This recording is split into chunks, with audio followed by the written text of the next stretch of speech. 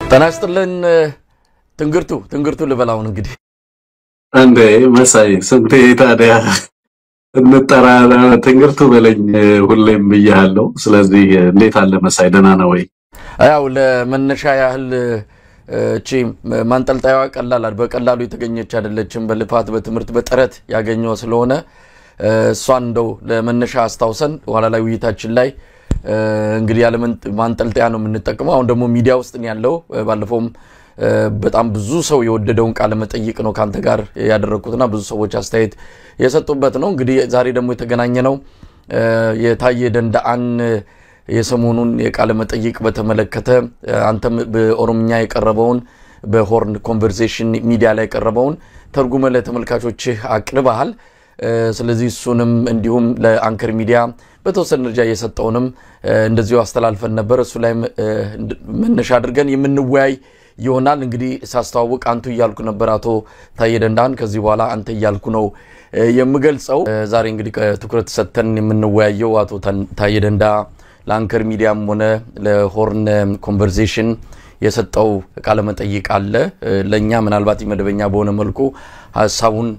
ያስቀመጠን እየቀረጽ እንድናስቀምጥ ስለፈቀደልን አይታወቅም አንድ ቀን የሆነ ነገር ልንሆን እንችላለን ፍርድ ቤት ያመላለሱ ነው አንዳንድ መረጃዎች ይሰማለው ሊያስሩኝ እንደሚችሉ በደንብ እየሰማው ነው አይታወቅም ከማሰርም ባለፈ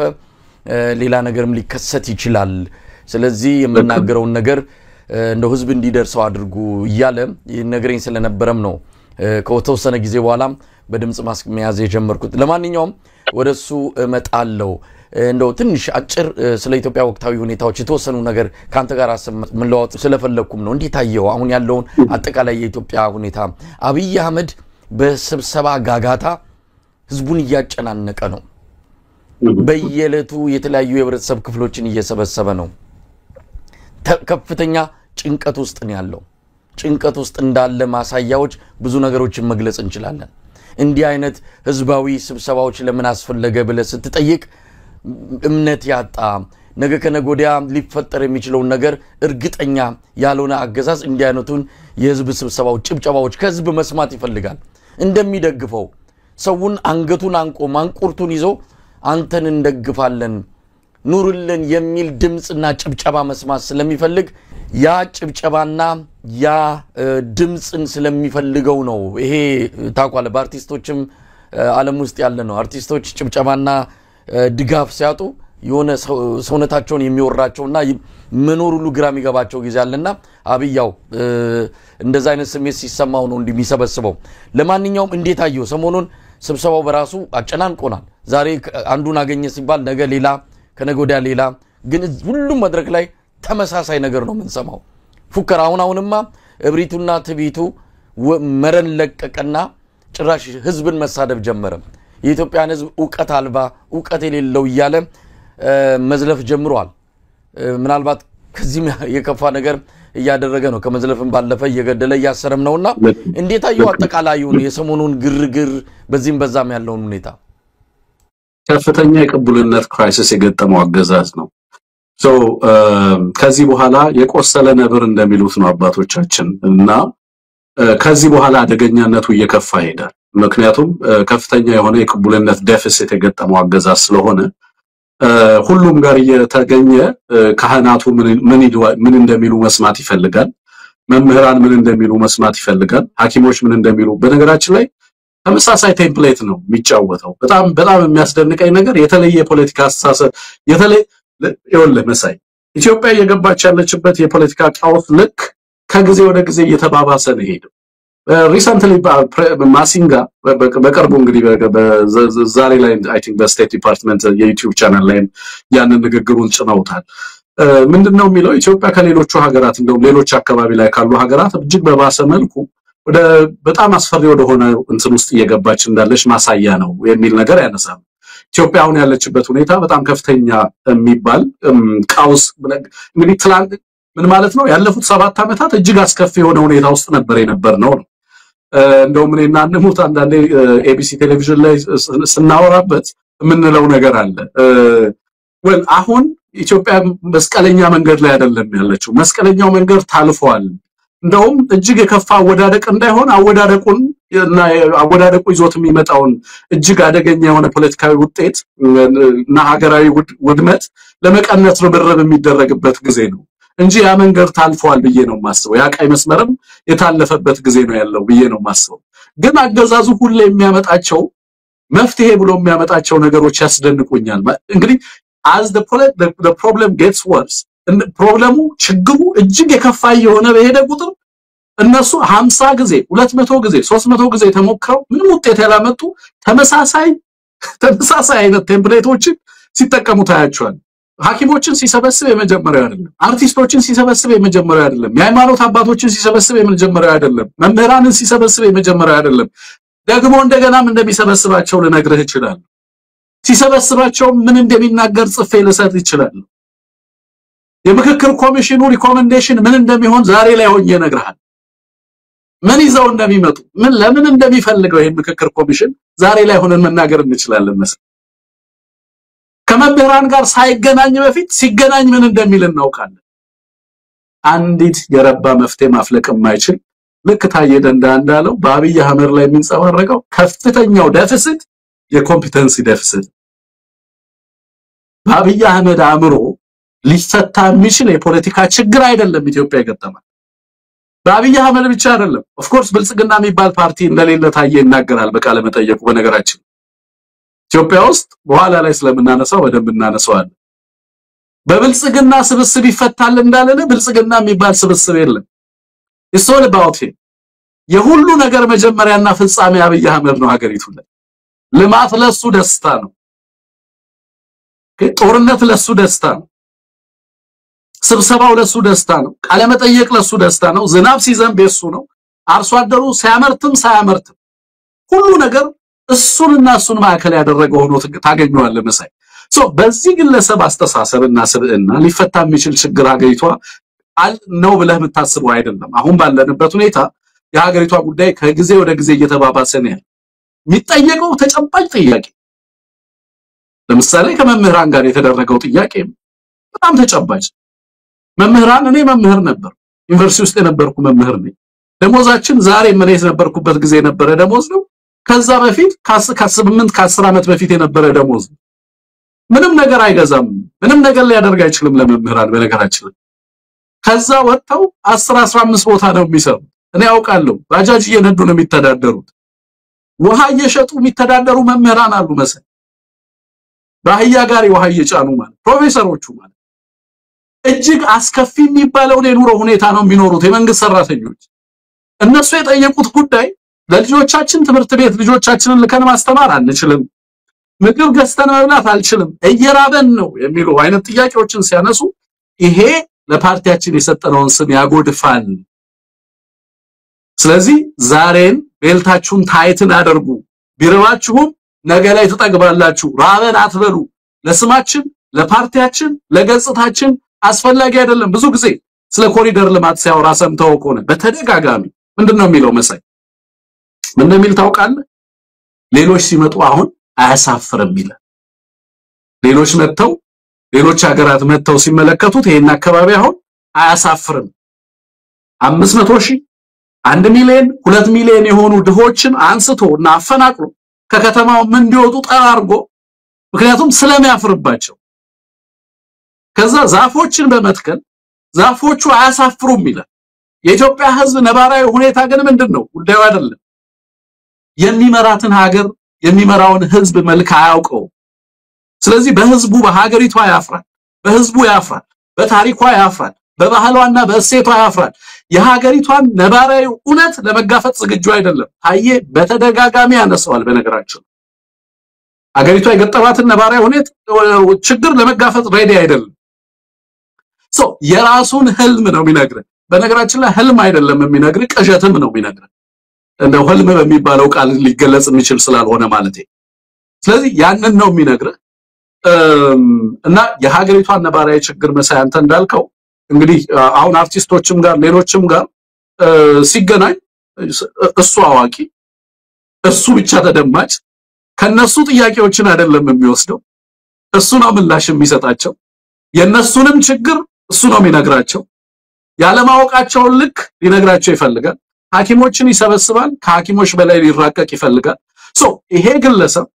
ታየ በተለያየ መንገድ ቀደም አንተ ጋር በተለይ ካንተ ጋር ባደረገው ነገር ሶስት ነገሮችን ያነሳበት ሁኔታ አለ የሞራል ኮምፒተንሲ የሶሻል ኮምፒተንሲ እና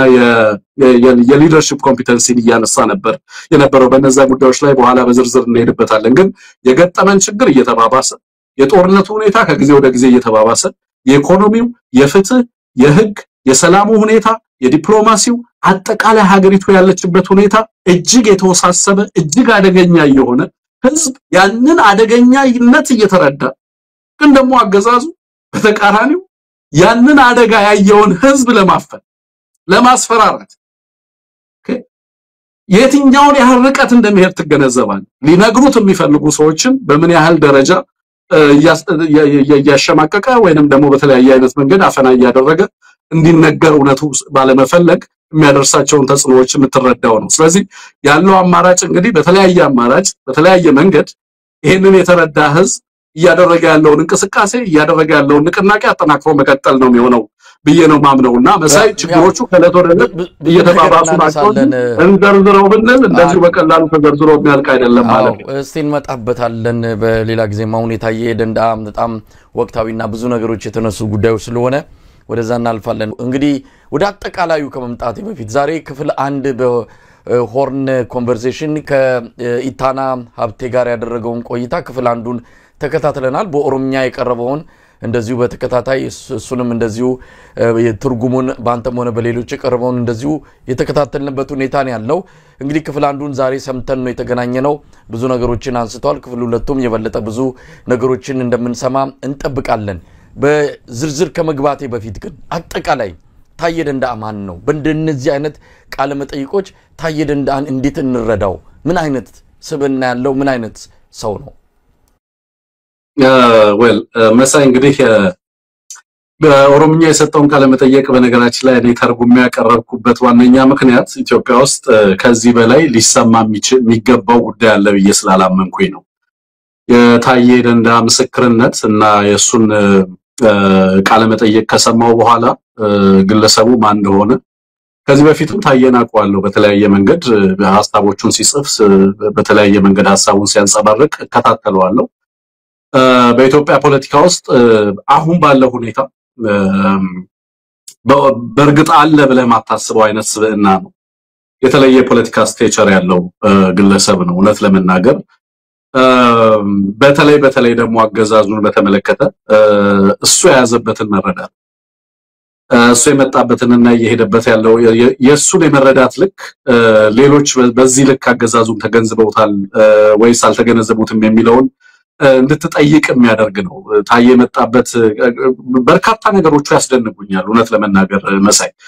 ከሚያስደንቁኝ ነገሮች አንዱ ከማንም በተሻለ አገዛዙ ታየን በጥቅም ነገር ለታየ ሬንት መስፈር ይችላል አገዛዙ ታየን ጥቅም የሚገዛው ሰው ቢሆን ከየትኛዎቹም በተቻለ ምክንያቱም ለምሳሌ የኦሮሞ ብልጽግና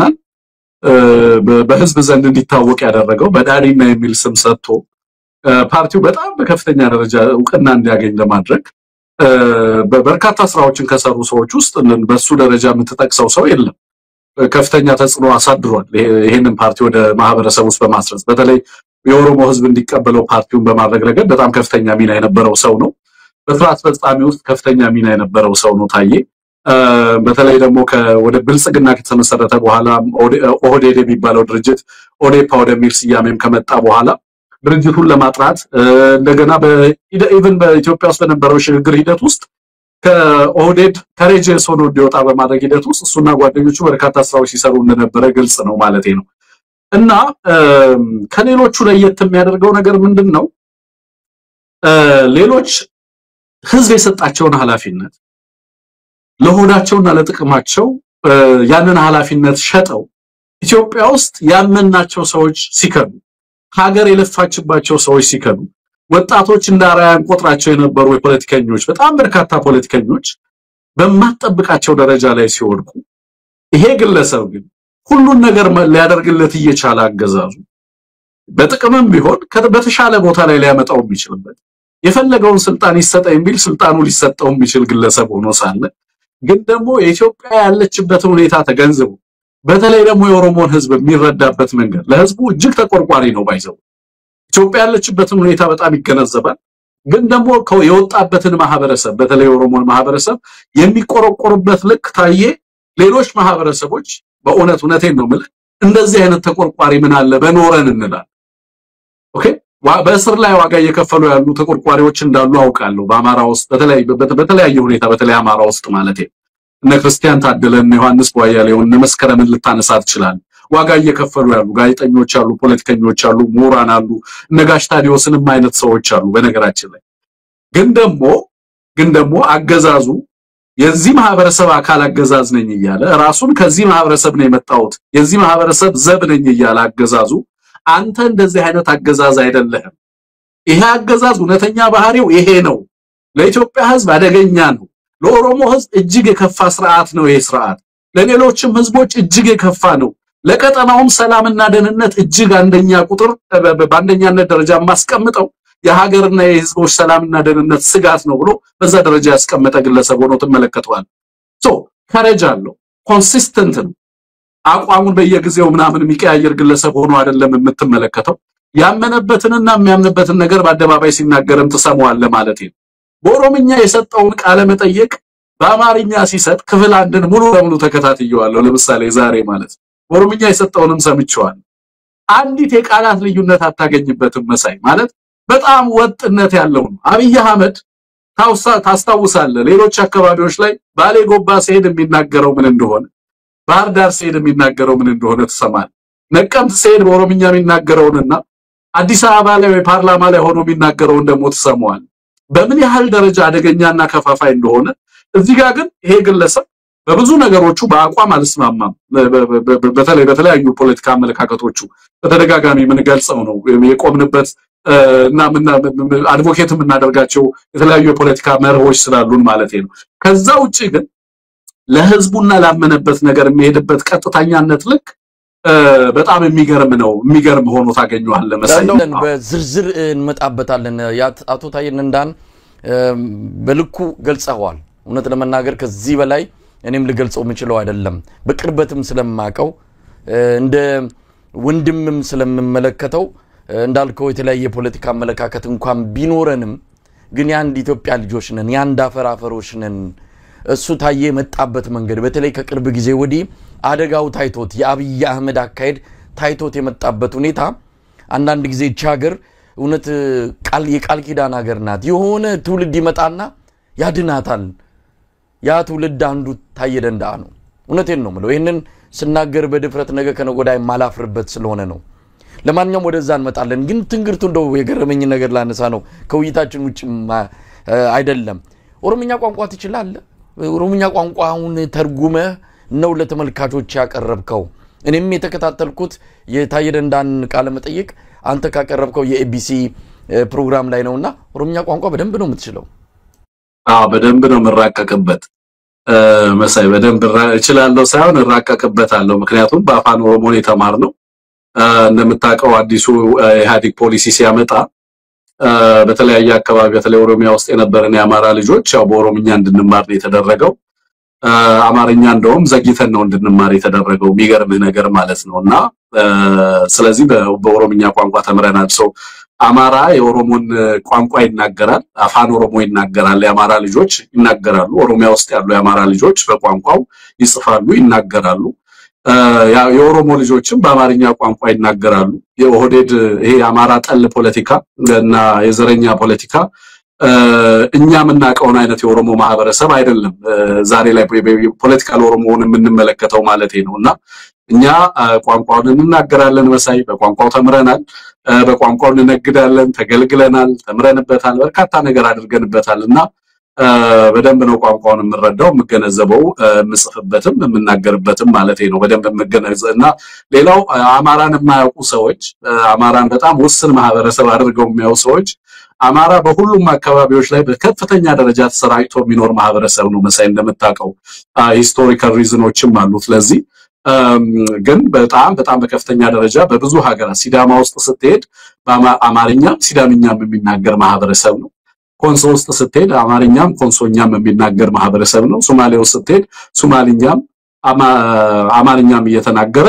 ኦሮሞ ውስጥም ስትሄድ ኦሮምኛም አማርኛም እየተነጋገረ፣ አርሶ አደሩ ጋር ሲሄድ በአፋን ኦሮሞ እየተገበያየ፣ ከተማ ሲመጡ ደግሞ በአፋን ኦሮሞና በአማርኛ እየተገበያየ የኖረ ትልቅ ህዝብ ነው ማለቴ ነውና እኔ ምናልባት የዛ የአማራ እሴት ማሳያ አድርገህ ልትወስደኝ ትችላለህ። አማራ ትልቅ ህዝብ ነው። የሌሎችን ቋንቋና ባህል የሚያከብር ማህበረሰብ ነው። በሌሎች ቋንቋ ይናገራል። የሌሎችን ባህልና እሴት ይጠብቃል። ለዛም ክብር ያለው ማህበረሰብ እንደሆነ በደንብ ማሳያ ነኝ ብዬ ገልጻለሁ። መሳይ እንግዲህ ትንግርቱ ያው ኦሮምኛ ቋንቋ የራሳችን ነው፣ የኢትዮጵያ ቋንቋ ነው። ትልቅ የኢትዮጵያ ግንድ የሆነ ማህበረሰብ ቋንቋ ነው። ኢትዮጵያዊ ከመሆኑ ጋር ተያይዞ ሁላችንም ይሄን ቋንቋ ተምረነው ነው አሁን በተወሰነ ደረጃ መስማት ይችላልው። እንደው ለራሴ የምትሆንም የመነጋገር አቅም አለኝ። ትንሽ ነው ብዙም አይደለም። ትንሽ ትምርቱንም እና የሆነ በራሴ ጥረት ባደርገው እንዳንተ በኦሮምኛ ቋንቋ አቀላጥፌ ለመናገርም ለመግባባትም እንደምችል ተማመናለሁና እሱን የቤት ስራው ሲጃ አደርጋለሁ። ሁሉም ኢትዮጵያዊነን ማድረግ ይገባዋል የራሳችን ቋንቋ ስለሆነ። በዛ አጋጣሚ ጥሩ ነው ያደረከው። የታየ ደንዳን የኦሮምኛ ቋንቋ ሌሎች በርካታ ሌሎች ቋንቋዎችንም መሳይ እንደዚሁ ሰማለው እናገራለሁ ማለት ነው። ደቡብ አካባቢ የሚነገሩ ቋንቋዎችንም እንደዚሁ በስፋት ሰማለው እናገራለሁና እንዳልኩ በተለይ በአዲሱ የአማራ ትውልድ በርካታ ቋንቋዎችን ይናገራል። እኛ ቋንቋዎችን እንደ ፖለቲካል እንደ አድቫንቴጅም እናያቸዋለን። እውነት ለመናገር ቱል ነው፣ ትልቅ ቴክኖሎጂም ነው። ማህበራዊ ትስስርና ባህላዊ ስኪሎቻችንን አሳድገንበታል። ግን ደግሞ የፖሊሲ ለውጦች ሲመጡ የአማርኛ ቋንቋ ቤተሰቦች ይናገራሉ። ትምህርት ቤት ደግሞ ስትሄድ በተለያየ ቋንቋ እንድትማር ትደረጋለህ። ይሄ ደግሞ ለአማራ ልጆች እውነት ለመናገር አድቫንቴጅ የሆነበት ሁኔታ ነው ያለው። አሁን ላይ ግን በተለያየ መንገድ በተለያየ ቦታ ላይ ይሄንን ቋንቋ የሚናገሩ ልጆችም ይሄንን ቋንቋ መናገራቸው የሚገርመው በዚህ አጋጣሚ አንድ ነገር ልንገር መሳይ፣ አንድ የገጠመኝ ነገር በህወሓት ወረራ ወቅት ጌታቸው ከአማራ ጋር ሂሳብ እናወራርዳለን ሲል እንዴ አማራ አሁንም በዚህ ሰዓት ይሄ ሁሉ ጦርነት ተከፍቶበት በእንደዚህ አይነት ልቂት ውስጥ እያለ ዛሬም አማራ ላይ እንዴት ይዛታል በሚል እኔም በቃ ከዚህ በኋላ ይሄንን ኃይል መታገል አለብኝ ብዬ ወደ ባህር ዳር ሄጄ ነበርና እዛ ሚዲያ ላይ በመሰራባቸው ወቅቶች አጋጣሚ ሆኖ አንድ ቀን ከሚዲያ ከአሚኮ ወደ አረፍኩበት ሆቴል ሆኜ ነበር የምሰራው። ከዩኒቨርሲቲ ስራዬን አቁሜ ነበር የሄድኩት። ወደዛ ስመለስ አንድ ባጃጅ ሾፌር አገኘውና ልጁ ባጃጅ እየነዳ ይዞኝ የሄደ ዞር ብሎ በጣም አደንቃለሁ ወዳለሁ ትንግርቱ ለምሰራው ስራ አክብሮት አለኝ ሲል ወዲያው የሚናገረው አማርኛ የት አካባቢ አማርኛ እንደሆነ ሰምቻው ወቁት ማለት ነው። ማለት ኦሮሞ ውስጥ ያደጉ የአማራ ልጆችም የትኛው አካባቢ አማርኛ እንደሆነ መለየት ይቻላል። ለምሳሌ ከሲዳማ የመጣ የአማራ ተወላጅ የሚናገረውን አማርኛ መለየት ቀላል ነው። ባሌ አካባቢ ያደገ የአማራ ተወላጅ የሚናገረው አማርኛ ያስታውቃል። ወለጋ ያደጉ የአማራ ልጆች የሚናገሩት አማርኛ ይታወቃል። የራሱ ቅላጼ ያለው ማለት ነው። ከዛ ልጁ ዞር ብሎ እያወራኝ ከዛ እንዴ በኦሮምኛ ወዲያውኑ ከየት ነው የመጣው ሳልለው በኦሮምኛ ቀየርኩና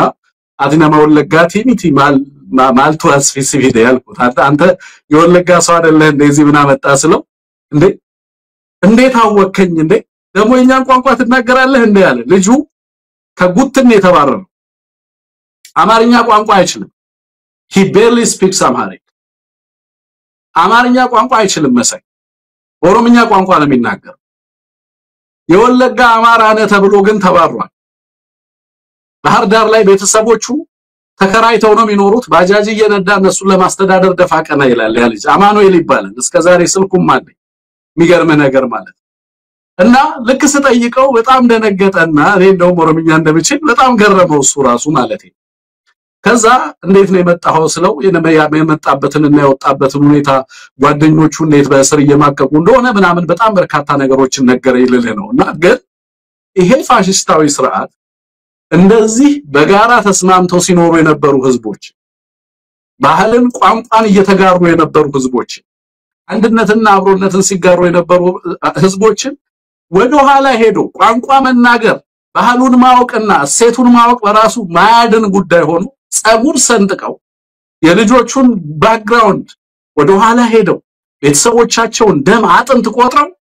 የሚገርም ነገር እነዚህ አባቶቻቸው ቅድመ አያቶቻቸው አማራዎች ናቸው ብሎ ያባረሯቸው ልጆች አንዳንዶቹ አማርኛ ቋንቋ ይናገሩ። በጣም በርካታ ነገሮችን ላነሳል እችላለሁ ከዚህ ጋር የተገናኘ ለለና እንዴት አይነት አገዛዝ እንደሆነ እንዴት ማህበረሰቡንና የማህበረሰቡን እሴት እንዳፈራረሰው እንዴት በህዝቦች መካከል አንድነትና መተማመን እንዳይኖር እንዳደረጉ ስትመለከት በጣም ታዝናለህ ለለነው መሳይ ግን ያው አሁን እንግዲህ ያደረግን ያለነው ትግል ይሄንን በመረዳት የሚደረግ ትግል ነው ኦኬ ይሄንን የህዝቦችን እሴት ይሄንን የህዝቦችን አብሮነትና አንድነት በሚገነዘብ መልኩ የሚደረግ ትግል እንደሆነ በዚህ አጋጣሚ መግለጽ ስለሚያስፈልግ ነው ያነሳውት ለማንኛውም ብዬ ነው አብይ አህመድን ያነሳነው ያለ ምክንያት አይደለም ዋናውን በታየ ደንዳም ሆነ በሌሎች የሚነሳው ይሄ ግለሰብ ነው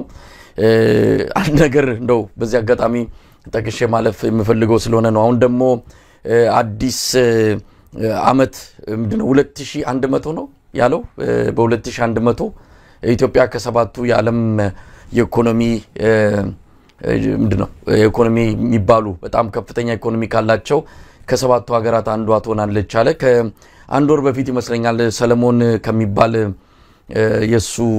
አንድ ግለሰብ ጋር አለ ከሱ ጋር ባደረገው ቃለ መጠይቅ በ2075 ብሎ ነበር እንግዲህ 2100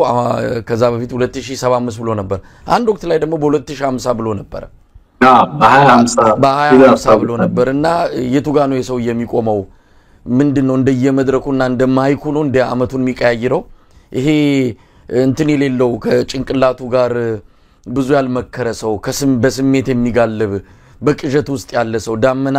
ውስጥ የሚንሳፈፍ ሰው አየር የሚዘግን ሰው ሁሉ ጊዜ ቋሚ የሆነ ነገር የለውም ዛሬ ተናገረው ነገ የሚረሳ ነውና አብይ አህመድ አንድ አመት ባልሞላ ጊዜ ውስጥ ኢትዮጵያ በዚህ ጊዜ ይሄን ሆናለች በዚህ ጊዜ ይሄን ሆናለች ብሎ ቢያንስ በመቶ አመት ውስጥ ሶስት ቁጥሮችንና ሶስት ስኬቶችን የተናገረ እውነት ለመናገር እንዴት ተብሎ ሊገለጽ እንደሚችልም አላቅም ለማንኛውም ታየ በደንብ ስለገለጸው ወደ ታየ ጉዳይ ልምጣ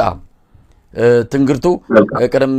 ሲል እንዳልኩ ታየ ደንዳ ብዙ ነገር አንስቷል ከኔ ጋር በነበረው ቆይታም እንደዚሁ ብዙ ነገሮችን ያለው አንዳንዱን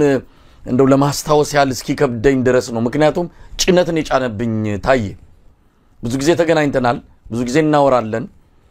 እውነት ለመናገር እኛንም የቀረበው ያለ ምክንያት አይደለም እሱ መሐሉን እየፈለገ ያለ ነው ኢትዮጵያን የሚያድናት የትኛው መሐል እንደሆነ ተረድቷል ስለዚህ እሱ የቆመለትንም የፖለቲካ ፍልስፍናና መስመር ሳይለቅ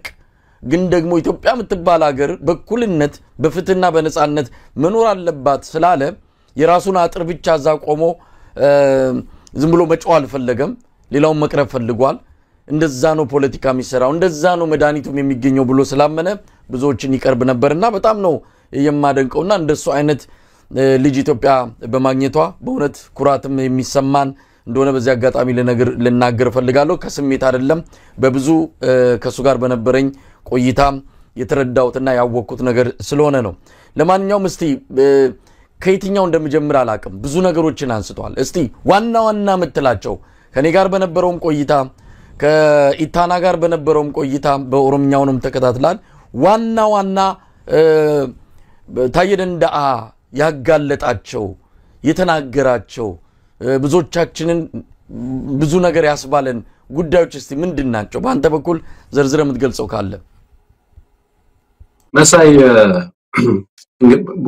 አራት ክፍል ቃለ መጠይቅ ነው እኔ አራቱንም ክፍል ቃለ መጠይቅ የአማራ ህዝብ መስማት የኢትዮጵያ ህዝብ መስማት አለበት ብዬ ነው ማስበው በተደጋጋሚ በተለይ ተርጉሜም ለማቅረብ የሞከርኩት ሙሉን አይደለም መሳይ ቃል በቃል ለመተርጎምም ተቸግሬ ነው ምክንያቱም ቪዲዮ የኔ አይደለም እኔ ኦውንም ማደርገው አይደለም ክሬዲት ሰጥቻለሁ ግን ሙሉ ለሙሉ ቪዲዮውን ተረጉመን ፍቃድ ስላልነበረኝ ያለኝ በተወሰነ መልኩ እየቆራረጥኩ ይጣቅማል ለሚሉት ጉዳዮች ላይ ብቻ ነው ሐሳብ ለመስጠት የሞከርኩት እንጂ ሙሉ ተተርጉሞ መቅረብ ያለበት ነው ብዬ ነው ማስበው በአማርኛም የሰጠው ቃለ መጠይቅ አለ እሱንም ሰዎች ማዳመጥ አለባቸው ካንተ ጋር የሚያደርገው ቆይታ በጣም ያስገረመኝ 30 ምናምን ደቂቃ ነው ግን በጣም ጠቃሚ ነገሮችን ያነሳበት ስለሆነ እሱንም ሰዎች እንዲሰሙት በዚህ አጋጣሚ እጠይቃለሁ መሳይ ምን ያላስገረመኝ ነገር አለ እሱ ከተናገራቸው ነገሮች ከሰላም ሚኒስተር ሲሾም መሳይ ሰላም ሚኒስተር ሲሾም በጣም የገረመኝን ነገር ካንተ ጋር በስልክ ስናወራ ያነሳህልኝ ነገር አለ እና ዛሬ ግን መነሳት አለበት ኢትዮጵያ ህዝብ የአማራ ህዝብ እንዲሰማው ስለምፈልግ ማለት ነው። ሰላም ሚኒስተር ሲሾም ምንድነው ያለው?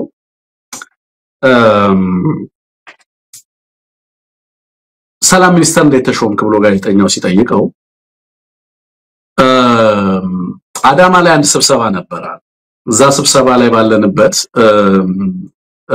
ተነሳ አንድ ጉዳይ ተነሳና አንዲት ወርቅነሽ የምትባል ሴት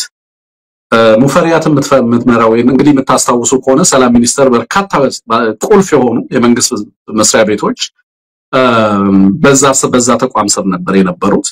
ኢንሳ በሰላም ሚኒስተር ስር ነበር የነበረው። ፌደራል ፖሊስ በደንብ መገለጽ አለበት። የጸጥታና የደህንነቱ ዋና የሚባሉ መዋቅሮች በሙሉ ሰላም ሚኒስተር ስር ነበሩ። በትክክል ሁሉም በዛ ተቋም ስር ከ8 ያላደንሱ መስሪያ ቤቶች ወይንም ተቋማት ቁልፍ የሚባሉ የሰላምና የደህንነት ተቋማት በዛ ስር ነበሩ። የምትመራው ሙፈሪያት ነች የነበረችው። ከዛ በኋላ ወርቅነሽ የምትባል ሴት እዛ ቦታ ላይ ስብሰባ ላይ ሙፈሪያት የኦሮሞ ልጆችን እየገፋች የደቡብና የሌሎች አካባቢ ልጆችን በአካባቢዋ ልጆች እየሞላች ነው ያለችው። ስለዚህ እዛ አካባቢ የኦሮሞ ሪፕሬዘንቴሽን አንሷልና ሙፈሪያትን ከዛ ቦታ ልታነሳ እንግዲህ እቺ ሴት እዛ ሚኒስተር ዴታ ሆና እየሰራች የነበረች ሴት ነች። እንደዛ አይነት ጥያቄ ስታነሳ አብይ አህመድ የሰጠው ምላሽ በጣም የሚያስደነግጥ ምላሽ መሆኑን ታየ ተናግሯል። በነገራችን ላይ አብይ አህመድ አማራን በተመለከተ ምን እንደሚናገር በተለያዩ መድረኮች ላይ ከተለያዩ ሰዎች የምንሰማው ነገር በጣም ነው የሚያስደነግጠው። በሳያንተ ራስ ጀነራሎቹን አግኝተ ምን እንደሚሉ ስለአማራ ሰምተሃል። ስለዚህ ህዝብ የሚናገሩት ነገር ይሄንን ኃላፊነት በያዙ ሰዎች መነገሩ ኢትዮጵያ ውስጥ ለአማራ በጣም በርካታ ነገር ዘለፋዎችን በሙዚቃ ትሰማል፣ በቴሌቪዥን ሲነገር ትሰማል። በሳይ በትምህርት መጽሐፍቶች ላይ ስትመለከታለ፣ በማሰልጠኛ ማኑዋሎች በስልጠና ማኑዋሎች ላይ ትሰማል። በሙዚቃ ደረጃ በመንግስት ተቋማት ሲገለጽ፣ በሚኒስተሮች ደረጃ በፕሬዝዳንቶች ደረጃ ሰብረናል እየተባለ ሲነገር ትሰማል። በእነዚህ ሰዎች ደረጃ በጠቅላይ ሚኒስትሩና በጀነራሎቹ ሲነገር ደግሞ ትርጉሙ ምን ማለት እንደሆነ ይገባል ያስባሉ። እና እዛ ላይ ምን ይላል? ምን ላይ ሲሰጥ ሰላም ሚኒስተርን እኮ ባዶ አድርጌዋለሁ፣ ሰላም ሚኒስተርን ባዶ አድርጌዋለሁ፣ ቀፎ አድርጌዋለሁ፣ ዜሮ አድርጌዋለሁ። እነዚህ አማራዎች ሰላም ሚኒስተርን ስጠኝ እያሉ ስላስቸገሩኝ ይሄንን መስሪያ ቤት ዜሮ አድርጌዋለሁ ይላል። መሳይ ደግሞ አንተ የነገርከኝ ነገር አለ። እንደው በዚህ አጋጣሚ እሱንም አንተ ብትጨምረው ደስ ይለኛል። እና አንተ ላንተ ታየለ ትንግርቱ ምን ነገር ስላለበት ነው ምን ነገር አለበት ወደ አንተ እንደረድረዋለሁ። ታየደንዳ የኦሮምኛውን እንግዲህ አንተ እንደተረጎምክልን ሙሉ በሙሉ ለኔ የነገረኝን እዛ አላገኘሁትም። ምናልባት የነበረው አውድ ወይም የተናገረበት በምን አይነት እንትን እንደሆነ እርግጠኛ ስላልሆንኩኝ ለኔ ሲነግረኝ ሰላም ሚኒስቴር ሙፈሪያት የደቡብ ቤት አድርገዋለች። እቺ ወርቅነሽ ነው የምትናገረው።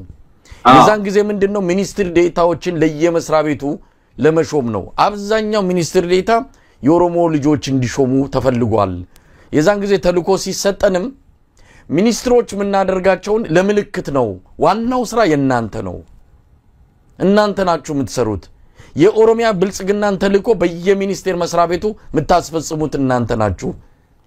ሚኒስትር የምናደርገው የኮታ ጉዳይ ስለሆነ ለምልክት እናስቀምጣቸዋለን፣ ትልቅ ኃላፊነት አለባችሁ ሲባል ነው ወርቅነሽ ተነስታ የሰላም ሚኒስቴርን እኮ ማንነች ሙፈሪያት የደቡብ ማን እንደውም የስልጤን ያለችው ከአትክልተኛ ጀምሮ ስልጤ ብቻ አድርገዋለች፣ ኦሮሞ ተገፍቷል ብላ ስትነግረው ግድ የለም ሰላም ሚኒስቴርን ገድየዋለሁ ነው ያለው። ቃል በቃል ገድየዋለሁ፣ ሬሳ አድርጌዋለሁ። ያን ሲል እነዛ ቀደም ሲል አንተ የተቀስካቸውን የፌደራል ፖሊስን የመረጃና ደህንነት መስሪያ ቤትን ኢንሳን አርቲፊሻል ኢንተለጀንስ ብዙ የጸጥታና የደህንነት ተቋማትን በሙሉ በጠቅላይ ሚኒስትር ጽፈት ቤት አድርጎ ሰላም ሚኒስቴርን አንድ ሚሊሻ እንኳን የማያዝ ቀፎ የሆነ ኤንጂኦ ነው ያደረገው። ዝም ብሎ እንደዛ ስላደረኩት ሬሳ አድርጌዋለሁ። አማራ ደግሞ ሬሳ ያከብራል፣ ሬሳ ይወዳል፣ ለአማራ ሰጠዋለሁ አለ። ገረመን። እሱ ያው በግሉ ስሜቱን ነው። በጣም እንግዲህ አብይ አህመድ አማራን እንጠላለን ብሎ ሌሎችንም በሱ ነው የሚያስበው፣ እኔንም ጭምር አለ። በኋላ እኔን ሚኒስትር ዴኤታ ሲያደርገኝ የሰላም ሚኒስትር ዴኤታ ሲያደርግ ጠበቁና በኋላ ላይ ጠየቅኩት፣ የገደልከውን ሬሳ ያደረግከውን ሚኒስቴር መስሪያ ቤት እንዴት እኔን ሚኒስትር ዴኤታ ታደርገኛለህ ስለው ለትልቅ ኃላፊነት ለትልቅ ተልኮ ስለምንፈልግህ እዛ ሆነ ጠብቃለኝ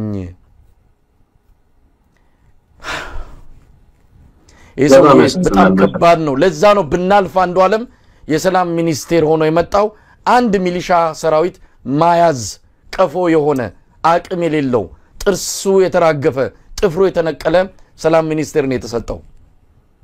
ስለዚህ እስቲቀጥል አንተ እሱ እንዳለ እንግዲህ ሬሳ የሆነን ተቋም ነው ለብናልፍ አንዱ ዓለም የሰጠው ምክንያቱም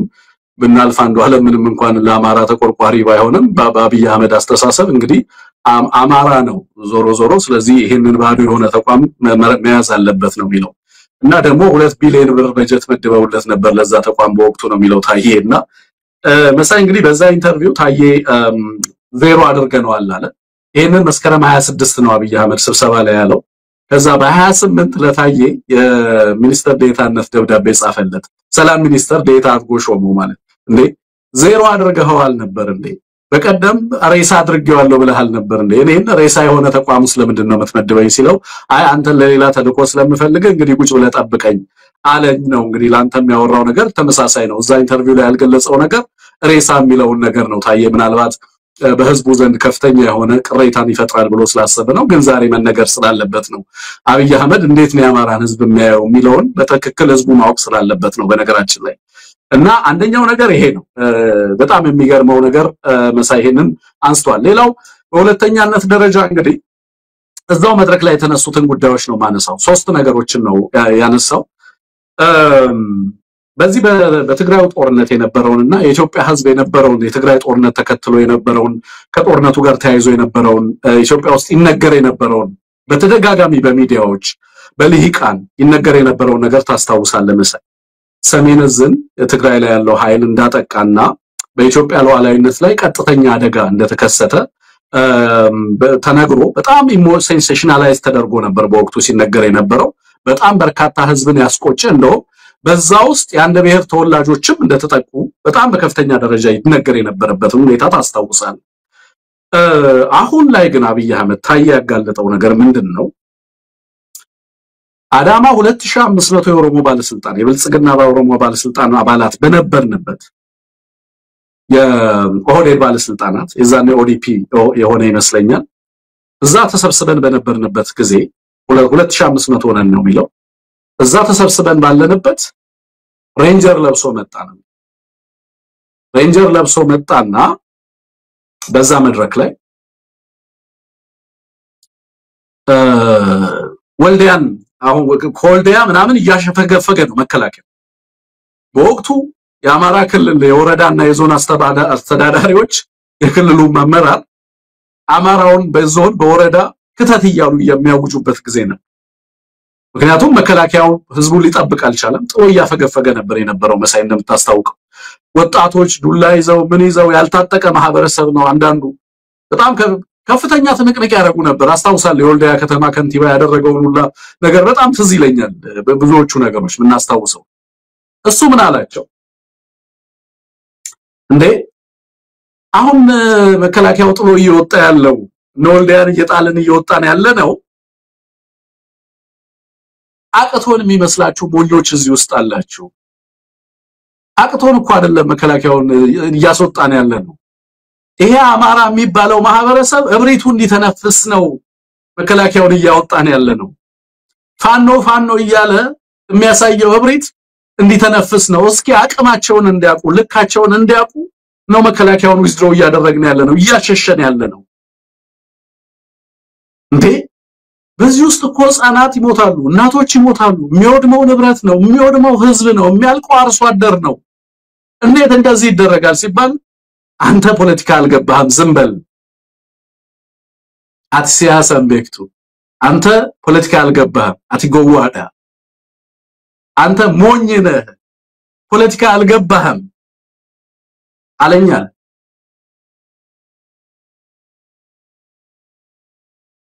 ኦኬ በተደጋጋሚ መሳይ ይሄ ነገር በተለያዩ ሰዎች ሲገለጥ ነበር የታየን ንግግር ለምንድን ነው ትኩረት የምሰጠው አንደኛ ተራ ግለሰብ አይደለም ሁለተኛ ቦልድ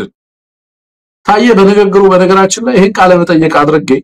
ምን እንደሚመጣ በህይወቴ ላይ አላውቅም ነው የሚለው መታሰሩን ብቻ አይደለም ከዛም ያለፈ ነገር ሊመጣ እንደሚችል ግን ለዛም የተዘጋጀ እንደሆነ የሚገልጸው ነገር አለ ማለት ነው። ሌላው ቀጥተኛ የነበረ ሰው ከሌላ ሰው ሰማው አይደለም ታየ ይያለ ያለ በእኔ በነበርኩበት መድረክ ላይ ነው የሚለው እኔ በነበርኩበት መድረክ ላይ 2500 ሌሎች ሰዎች ባሉበት መድረክ ላይ